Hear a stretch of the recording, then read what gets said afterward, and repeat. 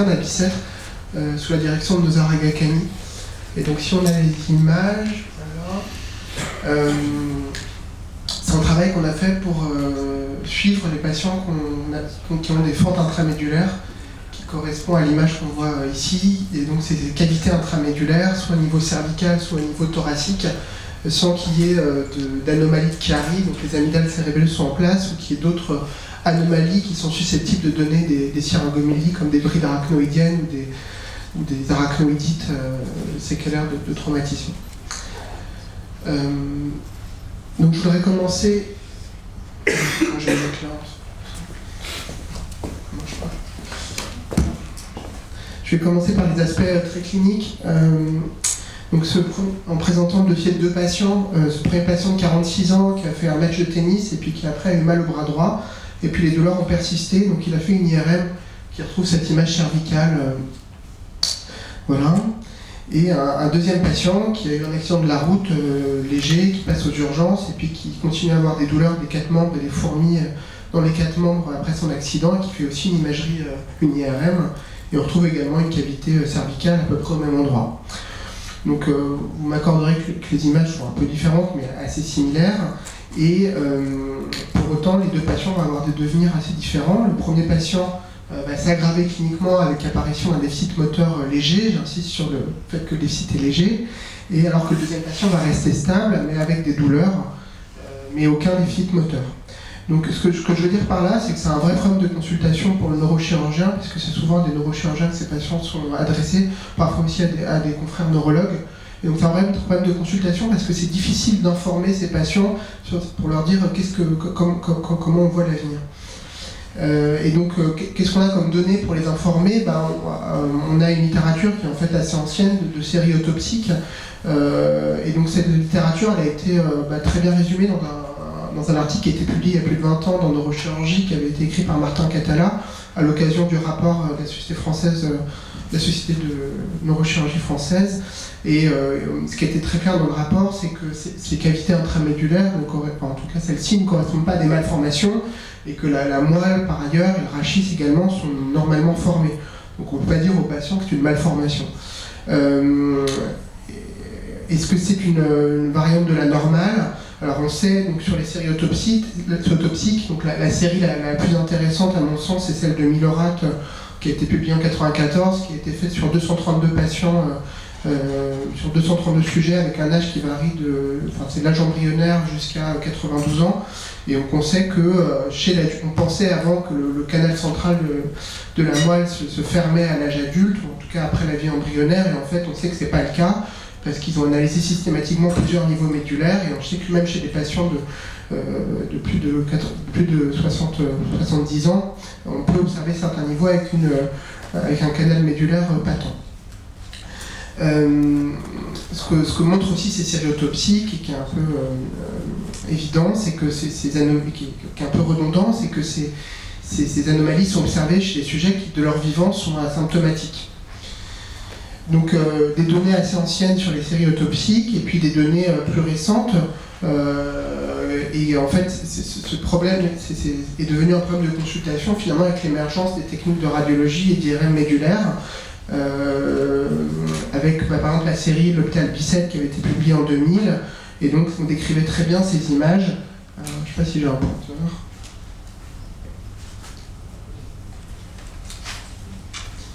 Donc avec des images qui sont soit à l'étage thoracique, soit à l'étage cervical, et donc des images qui sont typiquement situées à la jonction tiers antérieur de tiers postérieur de la moelle, qui s'étendent sur très peu de niveaux vertébraux, et qui sont bien centrés dans le canal médulaire, dans le cordon médulaire, et qui ne déforment pas la moelle.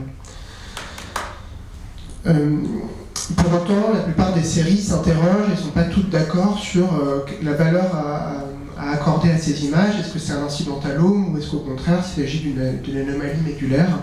Et donc on revient à ce problème de l'information des patients et le peu de connaissances qu'on a de l'histoire naturelle de ces lésions, de ces anomalies. Donc c'est le point de départ de cette étude, qui est donc une étude prospective monocentrique, mais monocentrique dans un centre de référence avec des patients adressés de beaucoup de centres. Donc on a inclus 48 patients de manière consécutive, et c'est des patients qui étaient suivis en hôpital de jour tous les 6 mois. donc suivi cliniquement avec un examen ASIA et le recueil de la douleur, et un suivi par imagerie, donc essentiellement des imageries anatomiques et pour certains patients de l'imagerie IRM de diffusion. J'insiste sur le fait que le point initial du follow-up dans nos méthodes est donc la première imagerie réalisée par le patient, mais pas forcément la première imagerie réalisée à Bicêtre. Donc quelques points de méthode. Donc pour l'IRM, c'est donc des acquisitions qui ont été faites sur une IRM 3 Tesla. L'ensemble des examens durait 1 heure. Donc des séquences anatomiques, je disais, donc avec un T2 très résolu drive, donc qui ont permis essentiellement d'analyser si la fente était une fente typique, c'est-à-dire, comme je le disais tout à l'heure, étendue sur moins de 3 vertèbres dans un plan sagittal, ne déformant pas la moelle épinière et située à la jonction tiers antérieur de tiers postérieur de la moelle, par opposition à des fentes qu'on décrit comme atypiques. Et je veux dire, ça c'est vraiment les critères qu'on utilise en consultation régulièrement, en tout cas à Bicêtre. Avec des formes plus atypiques, donc soit les 2 premières là sur la gauche qui déforment un peu la moelle, soit la 3e qui s'étend sur un nombre plus important de niveaux vertébraux. Et donc comme je disais, on a également pour certains patients des données d'imagerie de diffusion de la moelle, donc c'était acquis avec 32 directions, avec une taille de voxel qui est quand même conséquente, avec 2 x 2 x 3 mm. Donc sur ces données-là, qu'est-ce qu'on a pu faire? On a pu analyser les données de tractographie avec un logiciel maison qui s'appelle DP Tools. Je passerai rapidement sur ces données, et puis surtout on a décidé d'analyser de manière quantitative les données de diffusion, et donc on a pris le parti d'analyser ces données à l'étage cervical, puisque on pense que le fait qu'il y ait de cavités liquidiennes à cet endroit-là peut causer des artefacts. Et donc, dans les mesures qu'on fait à la fois de la fraction d'isotropie et de la diffusivité moyenne, et donc on a pris le parti d'analyser beaucoup plus haut à l'étage cervical en se disant qu'à cet étage-là, peut-être qu'on pourrait observer des anomalies par des phénomènes de dégénérescence valérienne. Si ces cavités, bien sûr, occasionnent des lésions. Donc pour ces données-là, il a fallu quand même faire un travail de post-processing qui a été fait essentiellement par Sébastien Delphine. Comme je disais, les IRM a été acquis les données de diffusion sont 32 directions, j'ai représenté que 3 ici, donc ont été corrigées pour le mouvement avec la toolbox Spinal Cord Tools, et puis les données de fraction d'isotropie, diffusivité moyenne ont été extraites grâce à FSL. Et sur le B0, on a pu réaliser une segmentation selon la méthode d'au-dessus qui a permis d'avoir un masque de la moelle épinière. Et je voudrais montrer cette image qui n'est pas forcément très belle, mais qui permet de comprendre un peu le souci qu'on a dans le post-processing de ces données. C'est que, voilà, sur une coupe sagittale, ça donne ça, mais sur une coupe axiale, la moelle épinière, c'est 5 pixels, quoi. Donc, il a fallu sélectionner plusieurs coupes pour essayer d'avoir plus de données, plus de signal. Et donc c'est également sur les données du B0 qu'on a sélectionné les coupes d'intérêt, donc en région cervicale haute, en matchant, et donc ça c'était fait manuellement, le numéro de la coupe et le numéro vertébral correspondant. Donc l'ensemble de ces informations-là en rouge, on a pu s'en servir pour analyser des données quantitatives extraites avec FSL, et donc on a sélectionné 10 coupes d'intérêt pour chaque patient, et sur chaque coupe d'intérêt a été divisée en 4, antéro-latéraux et antérieur-latéral, antérieur-postérieur-latéral. De chaque cadran, on a fait une moyenne, et la valeur retenue, soit de fraction d'anisotropie, soit de diffusivité moyenne, était la moyenne de ces 4 valeurs. Donc ça, c'est les données de post-processing. Donc si je reviens aux résultats cliniques, il y a eu 48 patients inclus, tous symptomatiques, avec des douleurs rachidiennes chez 60% des patients, des douleurs radiculaires ou pseudo-radiculaires chez 48% des patients. C'est vraiment des patients qui peuvent avoir une clinique qui évoque fortement des douleurs de névralgie cervico-brachiale. Chez 17% des patients, un déficit moteur léger, donc vraiment léger, c'est quelques pertes du point d'Asia, tous les Asias de la série étaient supérieurs à 90. Un point important et qui retient souvent l'attention des cliniciens dans les courriers, c'est est-ce que et souvent qui est source d'interrogation, c'est est-ce qu'il y a une bonne corrélation anatomoclinique entre la localisation de la fente et puis les signes neurologiques présentés par les patients. Et alors, pour certains patients, effectivement, les douleurs prédominent au membre supérieur et la fente est localisée au niveau cervical, donc on a dit que la corrélation était plutôt bonne. Pour certains patients, c'est plus difficile de répondre, donc on a mis 68%, donc c'était incertain. Pour certains patients, la corrélation est carrément très mauvaise, puisqu'ils ont des douleurs au membre supérieur, et la fente est localisée à l'étage thoracique. Donc ça devient plus compliqué à comprendre. Et pour ce qui est des données d'imagerie conventionnelle par imagerie T2, donc la fente était localisée à l'étage cervical dans 27% des cas, à l'étage thoracique dans 46% des cas. Il y avait des fentes bifocales chez 27% des patients, et la cavité était typique, c'est-à-dire moins de 3 niveaux, tiers antérieur, 2 tiers postérieur de la moelle, ne déformant pas la moelle chez 58% des patients. Donc je pense qu'une des forces de cette étude, c'est le suivi qui était de 54 mois en moyenne. Donc il y a eu 9 patients qui se sont dégradés, donc soit ils avaient un déficit préexistant léger, soit le déficit est apparu. Et donc comme je disais, le déficit est toujours resté avec un ASIA léger, donc avec un ASIA supérieur à 90%. Donc ça, c'est 9 patients. Pour ce qui est des douleurs, elles ont été stables chez la majorité des patients. Il y a quelques patients chez lesquels elles sont aggravées, donc 15% des patients. Très rares patients chez lesquels il y a une légère amélioration des douleurs, 6%, et on a eu malheureusement beaucoup de données indisponibles, 15%. Point important, les cavités étaient stables chez tous les patients en imagerie. Il n'y a pas de patients chez lesquels les cavités se sont aggravées, se sont élargies. Donc ça, c'est les résultats présentés de manière plus synthétique. Donc 48%, initialement, à la première consultation, 7 patients qui présentaient un déficit, léger, encore une fois, j'insiste. Parmi ces patients, 2 patients se sont aggravés, 5 sont restés stables. À l'inverse, lors de la première consultation, 41 patients n'avaient pas de déficit, et parmi ces patients-là, 7 patients se sont aggravés et 34 sont restés stables. Donc on retrouve ces 9 patients qui se sont aggravés, encore une fois, de manière assez légère, enfin légère, significative, mais pas de catastrophe. Et si on présente encore d'une autre façon les résultats, en fonction justement de ces données d'IRM anatomique, en classifiant la fente comme typique, atypique, il y a 20 patients qui avaient une fente atypique sur la première imagerie disponible. Parmi ces patients-là, 7 se sont aggravés, 13 sont restés stables. Et si on prend les patients qui avaient une fente typique sur la première imagerie, parmi ceux-là, il y a une proportion beaucoup moins importante qui s'est aggravée, puisque 2 patients se sont aggravés et 26 sont restés stables. Donc on a ensuite essayé de voir si ces critères anatomiques simples de routine pouvaient être un élément pronostic. Et donc en faisant un test du T2, il y a effectivement une significativité statistique avec un petit p qui est à 0,02. Ceci dit, je pense qu'il faut pondérer ça. Est-ce que c'est utile à l'échelle individuelle? Donc, en se basant uniquement sur nos données, il y a une valeur prédictive qui est à 0,35. C'est-à-dire que si on voit un patient avec une fente qu'on juge atypique, ça ne veut pas forcément dire que le patient va s'aggraver. À l'inverse, là où ces données peuvent être intéressantes, c'est que si on voit un patient avec une imagerie qui est parfaitement typique pour nous, c'est peut-être un élément qui peut être, même si ce n'est pas de la certitude, qui peut être rassurant pour lui. Donc bien sûr, on espérait que les données d'imagerie de diffusion puissent affiner ces éléments prédictifs. Donc on a d'abord analysé les données en tractographie, donc avec le logiciel qui montre l'image des fibres dans la moelle. Ça, je pense que ces données, elles sont un peu décevantes parce qu'on s'est aperçu que chez tous les patients, il y avait des anomalies en regard de la cavité. Et donc je pense que c'est uniquement l'artefact qui est lié à la présence de liquide à cet endroit-là. Donc on peut interpréter ça en disant oui, il y a de la raréfaction des fibres à cet endroit-là, on a trouvé un moyen de différencier les patients, mais je pense que c'est pas satisfaisant.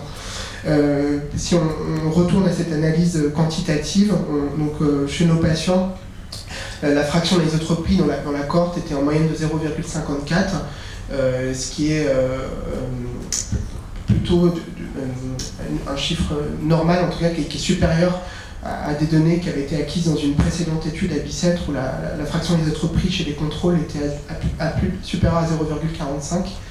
Pour ce qui est de la difficulté moyenne, en revanche, elle était plus élevée que dans cette cohorte de contrôle historique. Elle était à 1,41. Et maintenant, si on regarde les valeurs de ces chiffres de données quantitatives de diffusion dans le groupe des patients qui se sont aggravés et le groupe des patients qui ne se sont pas aggravés, sachant qu'on n'a pas les données de diffusion pour tous les patients. Donc il y a 9 patients qui sont aggravés dans la cohorte, on a les données que pour 4. Donc ça limite un peu l'interprétation statistique.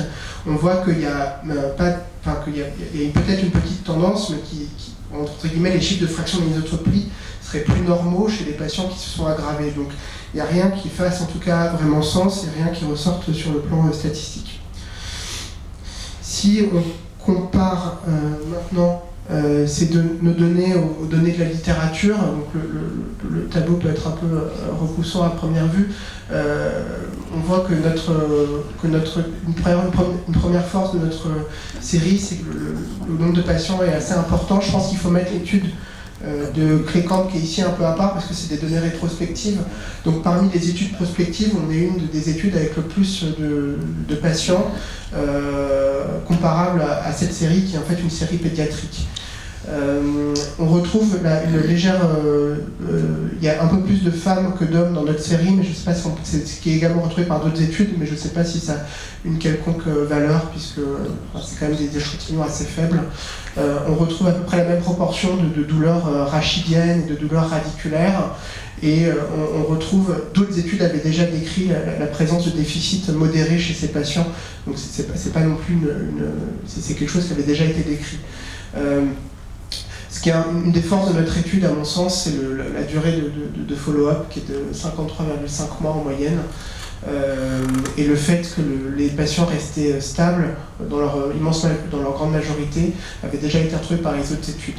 Et les autres études avaient également confirmé qu'il n'y avait pas d'élargissement ou de manière minime de la cavité.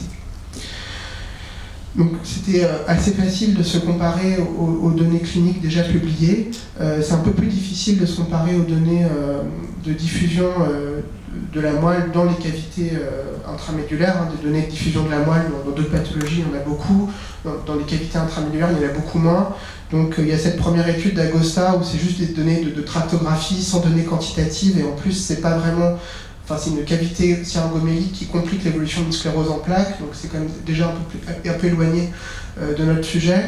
Il y a l'étude allemande de Roser en 2010 qui avait étudié des patients un peu identiques aux nôtres, mais qui n'avaient pas étudié les données quantitatives de diffusion au même étage que nous. Ils avaient étudié un peu au-dessus de la cavité, et donc ils avaient retrouvé une fraction d'anisotropie à 0,53 chez les patients.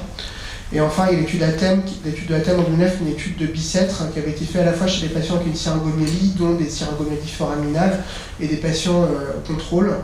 Et eux, à l'étage cervical, ils avaient retrouvé des chiffres assez différents, avec une fraction d'anisotropie à 0,39 qui était clairement pathologique, et en revanche une diffusivité moyenne qui était à 0,90, donc qui était entre guillemets plus normale que la nôtre. Donc je voudrais parler des limites de notre étude qui concernent principalement l'imagerie, un faible nombre de patients, la taille du voxel qui est très importante et les problèmes de post-processing. Une autre chose, c'est qu'on n'a pas de suivi des paramètres de diffusion au cours du temps et on n'a pas de contrôle interne à l'étude. On n'a pas également on n'a pas étudié d'autres modalités d'imagerie d'électrophysiologie. Alors, on a juste fait pour quelques patients avec Mounir El Mandili des analyses du diamètre automatisé de la moelle, du cross-sectional area en C2. On peut en parler dans la discussion. Donc tout ça, en fait, toutes ces limites-là, ça rend difficile l'analyse. Je pense que ce qu'on attendait, ça rend difficile l'analyse des corrélations anatomocliniques, donc à la fois la corrélation entre le type de douleur présenté par les patients et des données quantitatives qui seraient faites faisceau par faisceau, et ça limite aussi l'analyse de corrélation entre est-ce que le patient s'est amélioré et est-ce que son IRM s'est amélioré également. Donc ça limite ces deux éléments-là qui auraient été des points intéressants. Et ça limite aussi les possibilités de se comparer au reste de la littérature en imagerie sur ce domaine-là, celui des cavités intramédulaires, qui n'est pas très fourni. Donc en conclusion, je pense quand même qu'il faut insister sur le fait que notre étude a des implications cliniques fortes, à savoir qu'il y a de l'aggravation chez certains patients, mais que ça reste somme toute modéré et que la plupart des patients restent stables. Donc je pense qu'il faut rassurer les patients en pratique. en tout cas ceux qui ont des imageries typiques, et que ceux qui ont des imageries atypiques, peut-être qu'il faut les revoir plus précocement. La corrélation anatomoclinique, je l'ai dit, elle est incertaine, la stabilité radiologique pour tous, et je pense la pertinence de critères anatomiques simples, ça j'ai insisté là-dessus. Et enfin, la difficulté encore de prédire à l'échelle individuelle. Je pense qu'il ne faut pas du tout abandonner la place de l'imagerie de diffusion. Je pense que c'est juste que notre étude a des limitations et qu'on ne permet pas de démontrer son intérêt. Et donc à l'avenir d'harmoniser les acquisitions et le traitement des données à l'avenir. Donc je voudrais remercier le professeur Agha-Kani de m'avoir confié ce travail, sa confiance et son soutien. Je remercie l'IRM d'avoir financé ce travail et Sophie Blanchot qui nous a beaucoup aidé pour convoquer les patients et énormément aidé.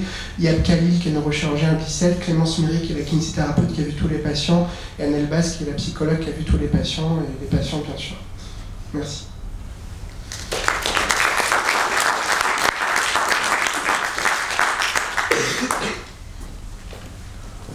Donc merci beaucoup pour la présentation, le travail à l'imagerie et aussi qui éclaire les difficultés que rencontrent les cliniciens et auprès de leurs patients également dans ces études.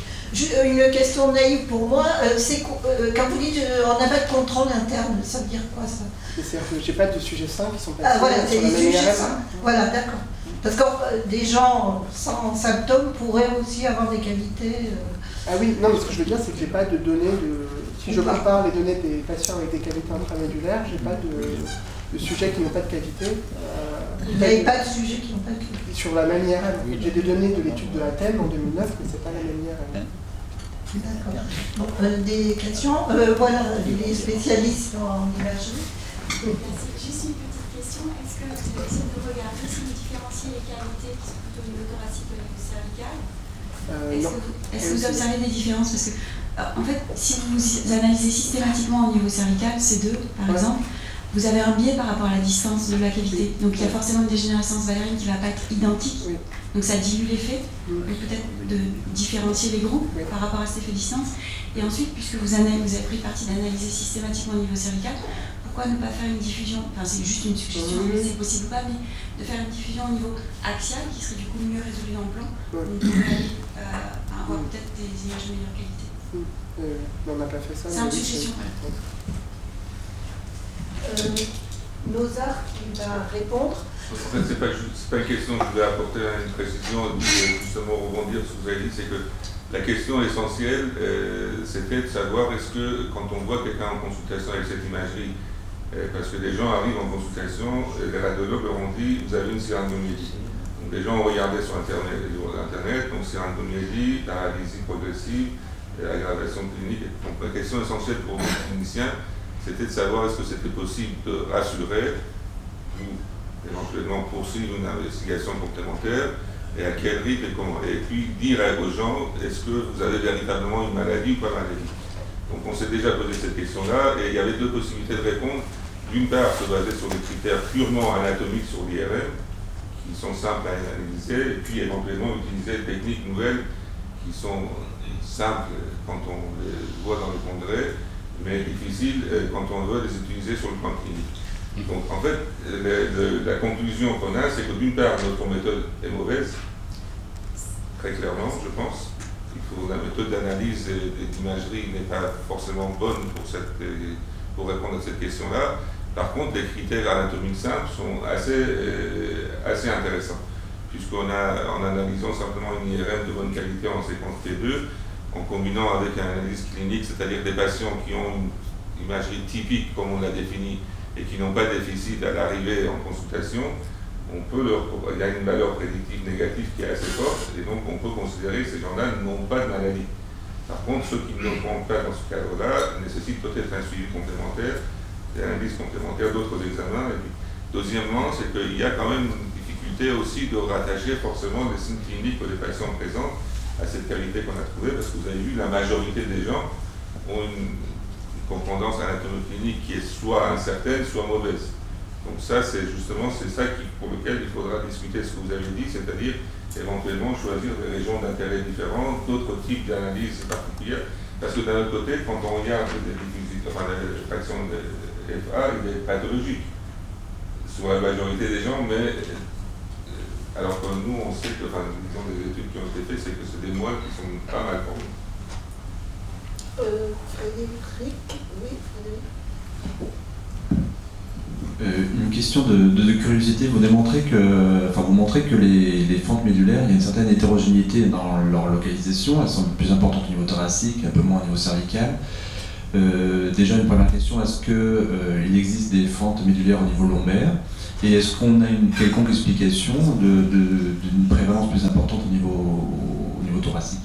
Alors moi, quand j'ai dit thoracique, en fait, c'est un abus de langage, c'est la moelle thoracique et les segments, enfin, les métamères lombaires. Quand je dis thoracique, c'est que c'est pas cervical par exclusion.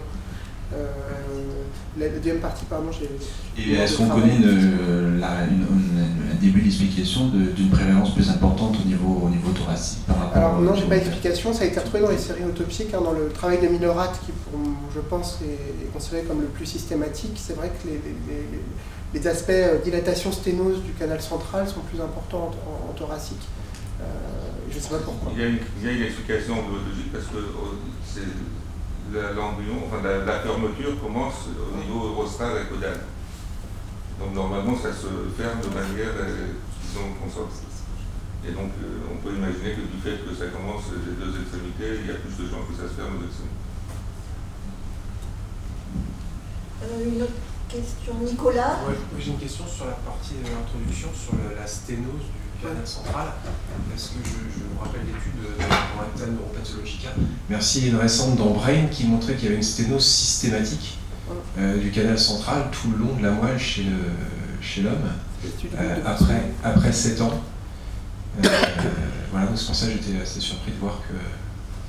Vous parlez de l'étude du groupe de Barcelone, c'est ça dans Acta, c'est une étude japonaise, je crois. Oui, c'est entre une semaine et 116 ans, donc c'est quand même un large panel. Et puis dans Brain, c'est une étude espagnole où il y a l'IRM, Oui. Et du coup, je sais pas... J'avais le sentiment que dans votre introduction, c'était le contraire. Vous disiez qu'il y avait une ouverture, le canal central n'était pas complètement sténosé. C'est pas ça, c'est qu'en fait, moi, en tout cas, ce que je dis, c'est que on avait tendance à penser que le canal était systématiquement fermé chez l'adulte. Oui, c'est ça. Ouais. Et c'est pas le cas. C'est pas le cas, puisqu'on trouve des aspects où il n'est pas systématiquement fermé chez l'adulte. On dit ça se ferme au cours de la vie embryonnaire, au début de la vie adulte, au début de la vie post-embryonnaire. Et en fait, c'est pas le cas, puisque quand Minorat analyse de manière systématique des choses jusqu'à 90 ans, il trouve des segments où c'est ouvert. Donc, il y a probablement des gens qui gardent des segments suspendus où le canal central de la moelle est encore patent. Et ensuite, c'est difficile de faire des liens avec la pathologie. Est-ce que c'est très incertain de dire est-ce que c'est un facteur de risque de développer ensuite une cavité intramédulaire à cet endroit-là. Ça, je crois que c'est séduisant comme théorie, mais c'est assez incertain. Si je peux vous permettre, les IRM après au champ, cette question commence à se répandre de plus en plus. On travaille à très haute résolution, par exemple 2 mètres, et je vois le canal central chez beaucoup de sujets, y compris les sujets. C'est vraiment intéressant parce que je sais que c'est un peu une sténose complète après, chez l'enfant même. Non, avec une organisation pseudo-rosette. À creuser, parce que nous on était assez surpris de voir ça, mais ça se voit chez les sujets simples aussi. Ok, merci beaucoup. Voilà une voie de recherche